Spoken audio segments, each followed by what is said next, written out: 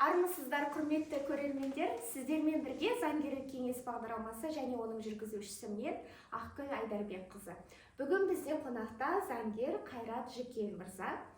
Қайрат мырзамен біз кәсіпкерлікке қатысты сұрақтарды тереңінен толғанатын боламыз. Қайрат мырза, амансыз ба, қалыңыз қалай? Сәлеметсіз, қайырлы күн. Рахмет. Жалпы осы кәсіпкерлер құқығын қорғап жүргеніңізге қанша жыл болды? Кәсіпкерлер құқығын қорғап жүр деп қатты айтуға келмейді. Жалпы осы бизнес саласында 2004 жылдан бері жеке компанияларда солардың заң бөлімінде заңгер болып қызмет етемін. Оның сыртында өзімнің басқа да кәсіпкер клиенттерім бар, солармен жұмыс істеймін. Сондықтан енді осы салада жалпы кәсіпкерлікті заңгерлік қолдаумен айналысамын деп айтуға болады. 20 жылдан асты.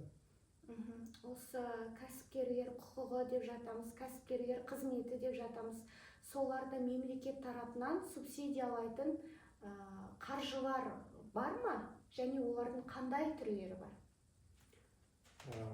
Қазір енді мемлекеттің ең басты қойып отырған мақсаттарының бірі осы шағын және орта кәсіпкерлікті дамыту ғой. Сол себепті мемлекеттің әрине көп бағдарламалар бар. Ол мысалы даму қоры, одан кейін агросекторды қолдауға байланысты агрокредит деген ұйымдар. Сол сияқты ұйымдардан әр салаға мемлекет басымдық берген салаларға арналған субсидиялар, жеңілдетілген кредиттер, немесе бірлеттік гранттар, ондайлар әрине көп, бірақ оның өзінің шарттары бар. Сол шарттарға сәйкесіп, сосын ол берілген ақша енді тегін берілмейді ғой. Ол ақша алған кезде қарызға қоятын кепіл заты немесе басқа да бір кепіл болатын басқа компаниялар немесе гаранттар болса, оны сол салаға басым салаларда жұмыс істейтін кәсіпкерлер алуға болады. Әртүрлі кредиттер мысалы 4%-дан бастап 8%-дан бастап беретін кредиттер бар. Бұл жерде түсіну керек, кредитті негізі мемлекет банкке береді. Банк сосын оның үстіне өзінің үстемақысын қосады. Ол нарықтық үстемақы 18%, 22% болып қойылады. Бірақ даму сияқты қорлар сол үстіндегі үстемақының жарысынан көбін өздері жауып отырады. Мемлекеттің бюджеттің ақшасы, сіз бен біздің салық төлеушінің қалтасынан сол ақшаны төлеп шағын кәсіпкерлікті дамытуға осындай қолдау жасап отыр. Ондай бағдарламалар көп. Енді оны кейбір адамдар ала алмай арасында кішкене бюрократизм болып кедергілер болып жатады.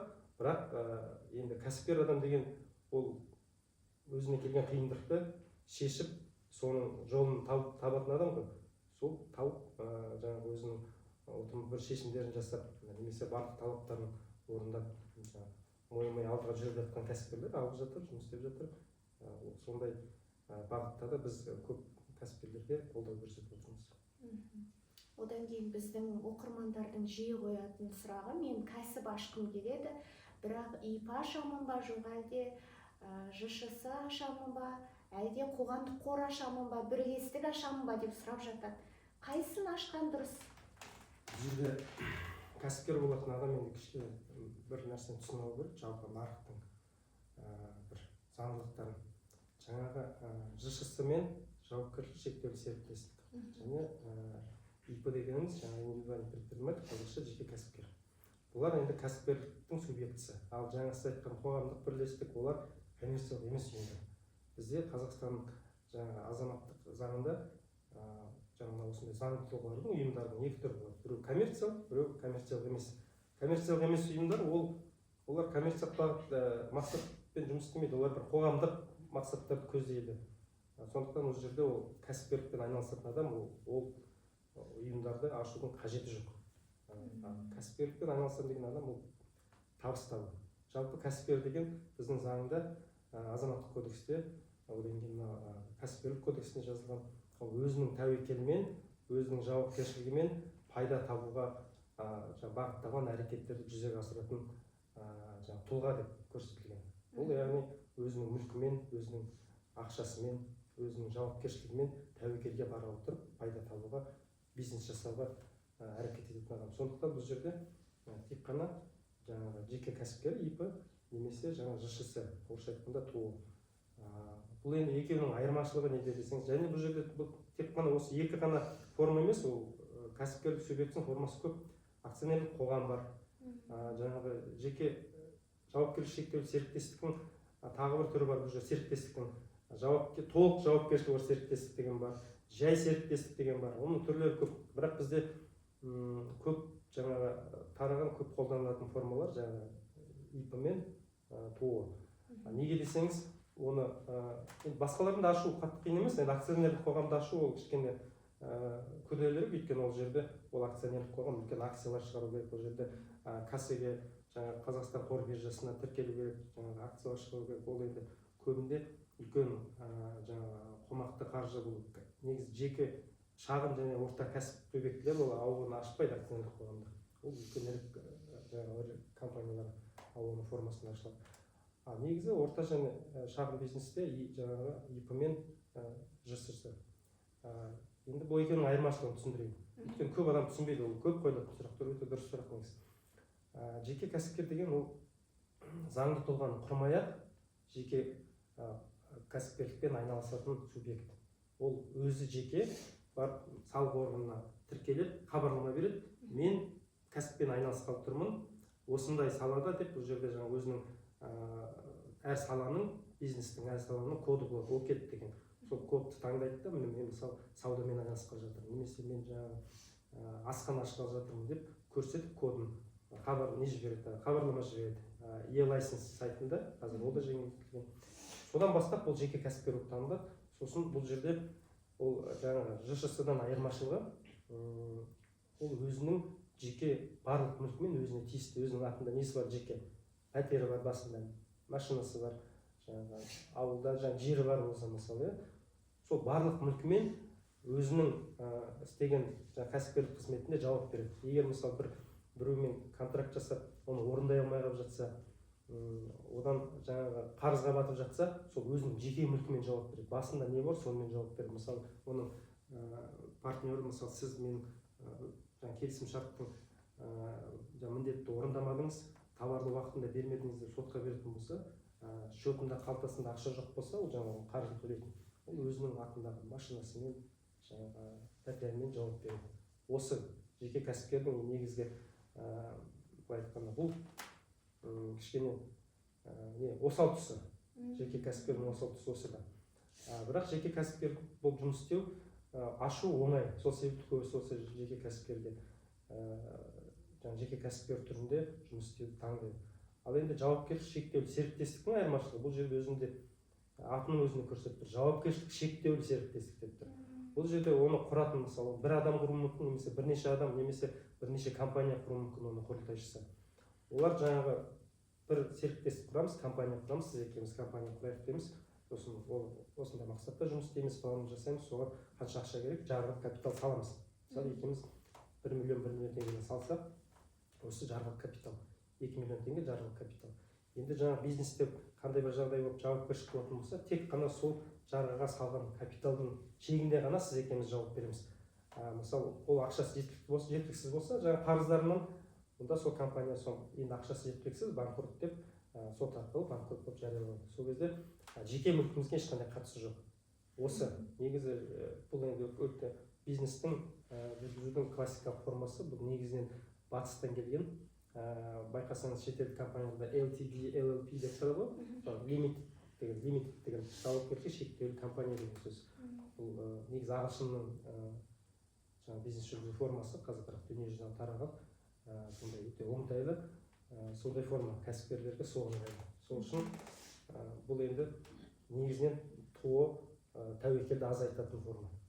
Осы енді осыған қатысты әр бизнес ашам деген адам, жас адам осыған қарап, өзі таңдап, қай формасын алатынын өзі білу керек.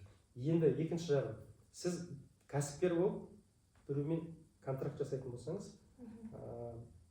екінші контракт жасайтын адамыңыздың компанияны зерттеу керек. Ертең ол кісі өзінің міндеттемесін орындамай қалса, мен қалай өзіме тиісті қаржыны немесе тиісті тауарды алуын, ол кісі қалай жауап бере алады дегенді бағалаған кезде осы мәселені бағалау керек. егер ЖШС-мен жұмыс істейтін болса, олар тек қана өзінің уставной капиталы, жарғылық капиталының шегінде ғана жауап береді. Оның жарғылық капиталы мысалы қазір 100 теңге көрсетіп аша беруге болады. ЖШС мысалы 100 теңге болатын болса, онда ол компанияның атында басқа мүлік жоқ болса, ертең қандай бір жағдай болса, ол өзінің тиісті қаржыны өндіре алмауы мүмкін. Соны ескеру керек. Ал жеке кәсіпкер болса, ол өзінің атында қандай мүлкі бар, сонымен жеке адам жауап береді. Бұл жерде анау ЖШС-да компания банкрот болып қалса, ештеңе өндіре алмайсың. Ал жеке кәсіпкер болса, сол адам бар болса, аман есен болса, сол кісі мойнында болады сол қарыз. Сондықтан осы мәселеге көңіл бөлу керек. Жаңа контракт жасаған кезде өзінің тәуекелдерін бағалаған кезде осы критерийлерді ашық қалу керек. Сосын біздің оқырмандардың тағы бір жиі қоятын сұрағы, осындай ЖШС немесе қоғамдық қорлар ашылған кезде директор көп жағдайда қаржыландырады да, құрылтайшылар мүлдем қаржы салмайтын жағдайлар болады. Олар қаржы салуға міндетті ме жалпы? Олардың міндеті не, құрылтайшылардың? Жалпы енді классикалық бизнестің формасында басқарушы менеджер, директор менеджер, басқарушы. Ол ақша салу міндетті емес. Енді ол өзі директор, өзі құрылтайшы болған жағдайда, әрине құрылтайшы ретінде ақша салуға тиісті. Ол ақша салатын болса, ол сол компанияның арасында бір келісімшарт болу керек.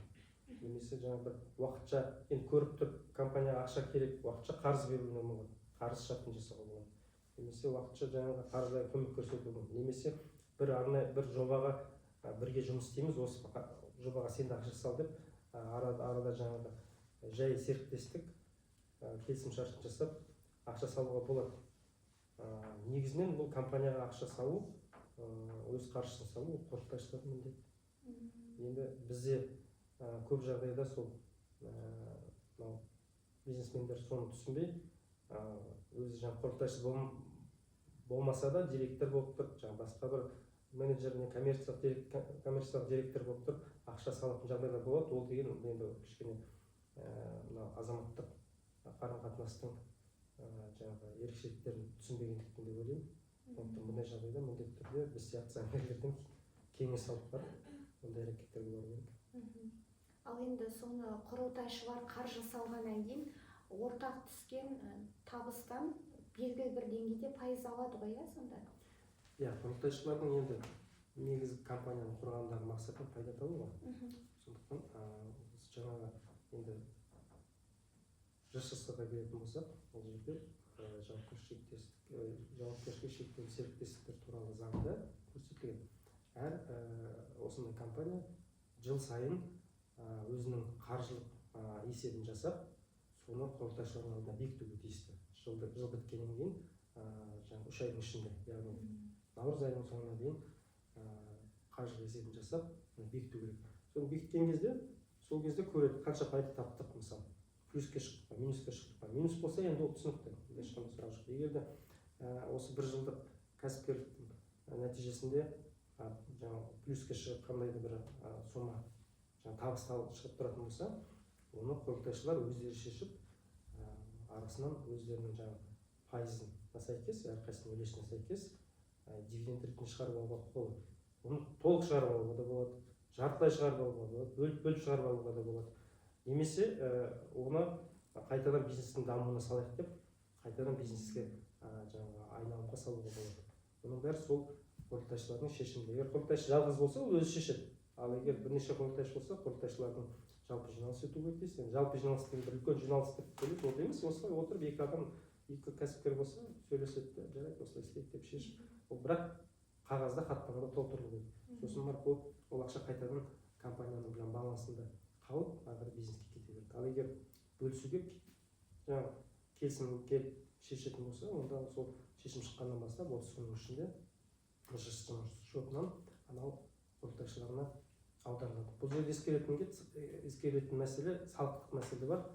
Құрылтайшылар егер ЖШС-ның қазіргі салық кодексінде қателеспесем 3 жыл болған, 3 жылдан аз уақыт болған болса, ашылғанына, құрылғанына, олар тапқан дивидендтен, жылдық дивидендтен 5% Қазақстан азаматы 5% табыс салығын төлеу керек. Егер шетелдік құрылтайшылар шетелдік компаниялар немесе шетел азаматы болса 10%-дай болу керек. Ал 3 жылдан асып кетсе, онда 3 жылдан асқан компаниялардың дивидендінен салық алынбайды. Сондай моменттер бар. Ал ол жақта да енді салықтық мәселелер көп негізі.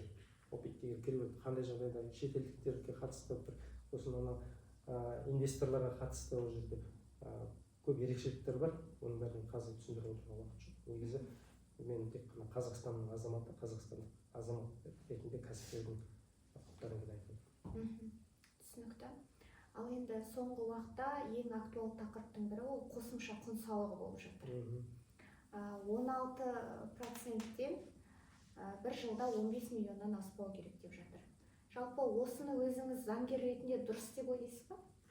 Енді бұл негізінен экономистердің мәселесі.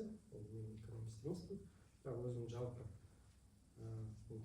Қазақстан азаматы ретінде кәсіпкерлікке кішкене қатысым бар адам ретінде менің ойымша бұл шара кішкене асығыс дәл қазіргі бүгінгі бір проблеманы шешу, бір жанып жатқан отты өшіруге бағытталған шешім сияқты көремін. Өйткені енді қосымша құн салығының өзінің көлеміне байланысты оны есебін мен білмеймін.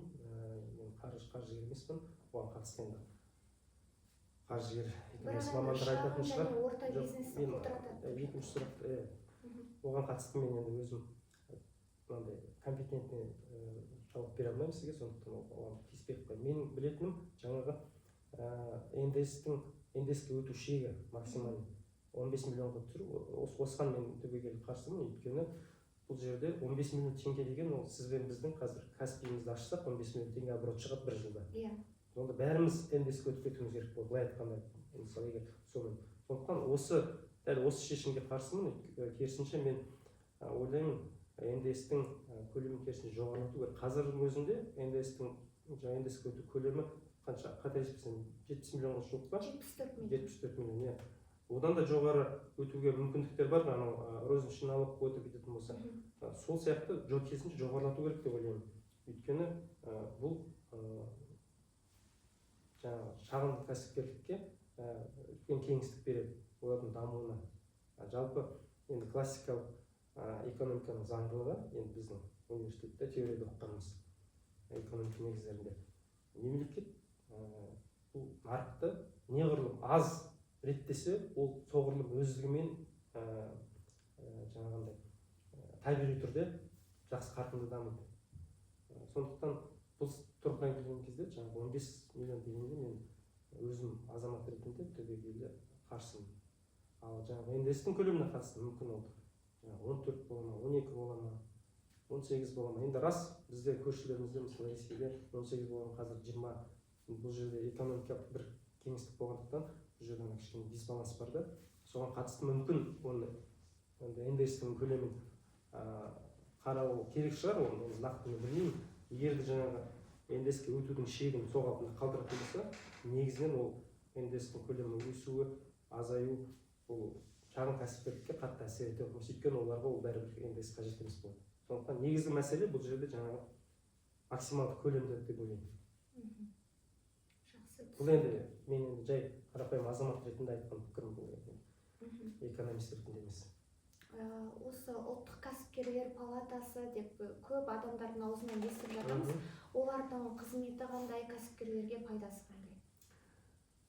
Бұл енді кәсіпкерлер үшін бір анандай екі ұшы бар мәселе.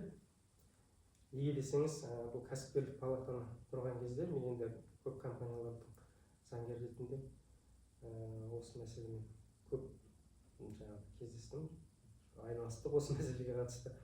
Кәсіпкерлік палатасының кезінде ұлттық кәсіпкерлік палатасын құрып, заңын қабылдап, сол заңда барлық Қазақстанның кәсіпкерлік субъектісі, кез келген ИП, ТО бәрі осы палатаның мүшесі болуға міндетті деген норма енгізген. Сосын олар міндетті болған соң, ол палата қауымдастық болғанда, олар оның мүшелік жарнасын төлеуге міндетті деген норма енгізген. Сондықтан кез келген кәсіпкер ол кәсіпкерлік палатасына жылына өзінің жаңағы несін айналымына оборотына байланысты төлейтін суммалар бар. Үлкен компаниялар өте үлкен сумма төлейді мүшелік жағына. Бірақ оны төлемесе жауапкершілік көзделмеген. Соған қатысты көп кәсіпкерлер кезінде қарсы болды. Бұл деген қосымша бір тағы бір салық бөліп таптыңыздар бізге. Бұл палатаның қажеті не? Біз оған төлемейміз деп. Сосын бұл кәсіпкерлік палата кәсіпкерлерге керісінше біз сіздер сотқа береміз, жарнаны төлеңіз. Бірақ естественно біз сізді қорғаймыз деп хат жазады. Бірақ енді сотқа берген президент болған жоқ менің білуімше. Мен бір компанияларда өзім жүргізген компанияларда осы мәселе болған. Төлейміз бе, төлемейміз бе деген мәселе. Бұл кәсіпкерлік палата бізге не береді деген сондай сұрақтар болған. Бұл енді бұл бір жағы осы кәсіпкерлік палатаға байланысты. Іс жүзінде қосымша салық сияқты төлеу міндетті, бірақ оған жауапкершілік жоқ. Сондықтан көп шағын кәсіпкерлер оған төлемейді әрине. Үлкен компаниялар төлеп жатады. Бұл бір жағы. Екінші жағы, ал енді кәсіпкерлік жалпы енді қорғаудағы олардың мақсаты енді былай жарғысын қарасаң, заңға қарасаң, енді бір өте жақсы қоғамдық пайдалы мақсаттарды көздейді. Олар мемлекет алдында кәсіпкерлердің құқығын қорғаймыз деп жалпы мынандай жүйелік системный сұрақ мәселелерді көтеріп жатады. Осы жерде одан кейін арасында менің ойымша үлкен корпорациялардың да кішкене лоббилары болып жатады. Ол енді жасырын емес.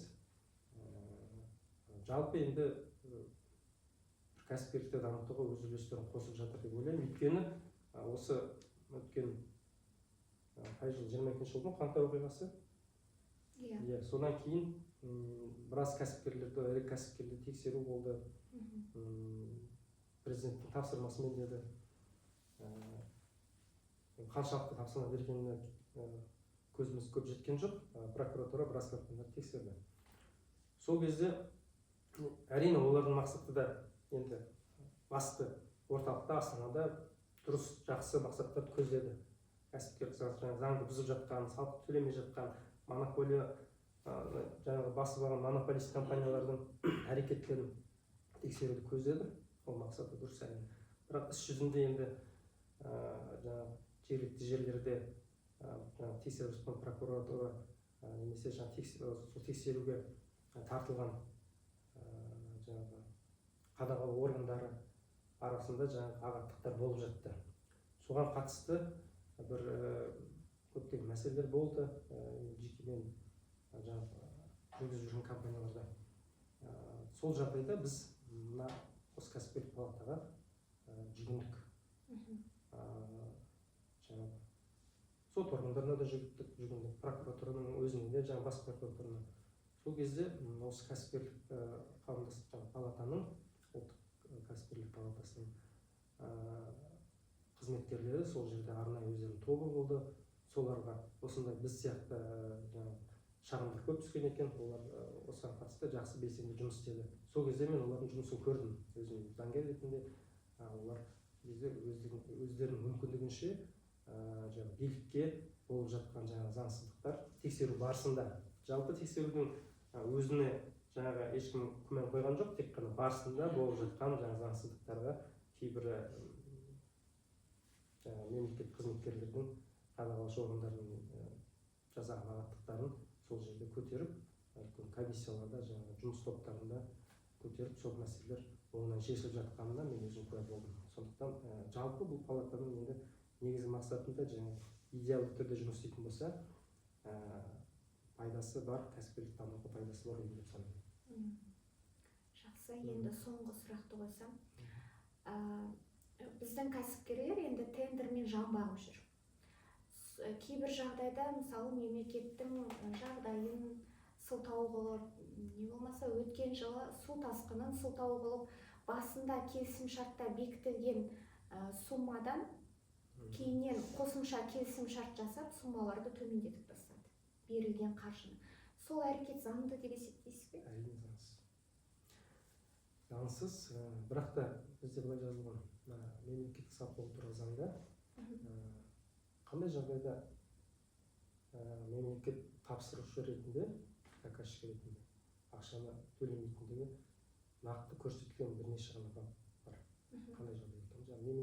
бюджет секвестрленсе қысқартылған жағдайда бюджет қысқартып жаңағы дефицит бюджет қысқартпен расымен бюджетке ақша жоқ болған жағдайда жаңағы договордан бас тарту келісімшарттан бас тартып қолдатып жазылған келісімшарт жасалып бірақ бас тарту бірақ соның өзінде олар кәсіпкер келтірген шығынды кәсіпкер мысалы контрактын жасады бір затты алып келуге келісім жасалды ол мысалы шетелден заказ беріп қойса өзінің ақшасымен жаңағы алдын ала төлемін жасап немесе бір тауарды өндіру керек болса өндіруді бастап қойса шығын шығарып қойса қалтасынан оны міндетті түрде бәрін жабу керек ол азаматтық кодекстің жалпы мына барлық жаңағы тауар сату немесе қызмет көрсету немесе мердігерлік шарттардың негізгі принциптерінің бірі да сіз екеуміз келістік келісіп сіз егер бір жақты келісімнен бас тартсаңыз мен оны білмей тұрып шығын жасап қойсам сіз келісім шартты бұзғанға дейінгі менің жасаған шығарған шығынымды өтеуге міндеттісіз бұл былай заңда императивтік диспозитивтік деген нормалар болады императивтік деген ол міндетті нормалар диспозитивтік деген ол келісімде басқаша көрсетілсе көзделсе басқаша болады деген ал мынау жаңағы шығындарды өтеуге қатысты ереже ол императивтік норма болып табылады ол былай айтқанда азаматтық қарым қатынастың негізгі принциптерінің бірі да сондықтан мемлекет ондай жағдайда шығындарды жабуы тиісті енді сіз айтқан жағдайларда бұл жерде бюджетке ақша түспей жатыр секвестр емес ақша бөлінбей жатыр деп кейіндетіледі ақшаны уақытында төлемейді ол енді келісім шартты бұзу деп санаймын оған қатысты мемлекет егер тауар уақытында қойылса жаңағы қызмет көрсетілсе уақытында актіге қол қойған болса қабылданған болса ол жаңағы мемлекеттік сатып алу шартында негізінен 30 күн ішінде жаңағы ақшаны төлеуге тиісті егер одан асып жатса ол сәйкесінше сол келісімшартта көрсетілген немесе заңда көрсетілген жаңағы өсімпұлды айтқанда қазақша айтқанда пенясын төлеуге тиісті иә ол бірақ бізде әрине жағдай болған болса көбінде тендерге қатысқан компаниялар өзіне заказчик болғандықтан ертең жұмыс істегісі келетіндіктен олар шыдап күтіп ол пеняны сұрамай тұр ақшаны берсе болды ертең келесі жылы тағы да тендерге қатысамын ғой деп өзінің кәсіпкерлік тәуекеліне жаңағы апарып қойып соны көніп жатады негізінде былай өркениетті нарықта ондай орындалмау керек мемлекет те жаңағы азаматтық қарым қатынастың субъектісі ретінде ол міндетін уақытында орындау керек егер кешіктіріп жатса келісім шартта немесе заңда көрсетілген жауапкершілікке тартылып жаңағы тиісті өсімпұлын төлеуге тиісті жақсы қайрат мырза сізге сұхбатыңызға алғысымыз шексіз сонымен құрметті көрермендер бүгінгі сұхбатымыз тәмам көріскенше күн жақсы болсын сау болыңыздар